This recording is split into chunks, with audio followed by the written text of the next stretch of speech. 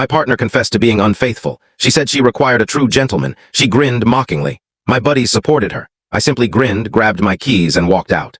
This morning, my device exploded with 32 unanswered calls. Reflecting on it, I ought to have noticed the warnings. The clues were evident, sprinkled like hints across the recent months of our partnership. However, when you've shared 3 years with a person, you often offer them the advantage of uncertainty. At minimum, that's what I repeatedly convinced myself. It began with minor details. Allison started staying late at the office more frequently, which wasn't odd during peak periods. But soon after, an unfamiliar scent appeared that I didn't know.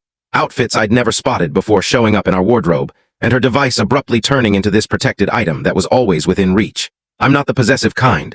Never was, yet something seemed wrong. The manner she'd withdraw when I attempted to embrace her from the rear while she was messaging. How she'd exit to handle calls, insisting they were professional. The frequent outings with females whose identities I'd never encountered prior. Last Tuesday, I was organizing clothes when her device illuminated on the living room table. A notification from an individual called Jay appeared. Already longing for you. Yesterday evening was. The remainder was hidden, but my gut sank.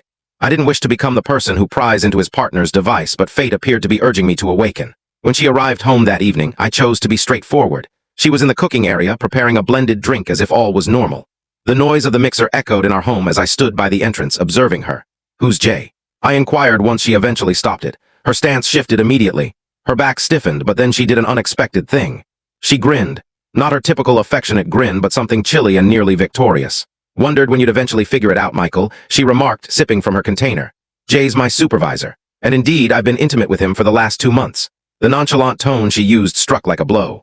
No remorse, no embarrassment, just arrogance. I required a genuine guy, she went on, smirking. Someone who understands his desires and pursues them. Not a person who wastes weekends gaming with Jacob and viewing silly films. I remained there absorbing her statements, 3 years shared, and this was her true view of me. Amid the surprise, I sensed another emotion emerging. Not fury, but an odd feeling of insight. Does Chloe know? I questioned, recalling our shared acquaintance who'd connected us. Oh, she's been aware for weeks, Allison chuckled. Most of our circle knows, they get it. Jay can truly offer a path ahead, not merely aspirations and justifications. That struck deeper than the infidelity reveal.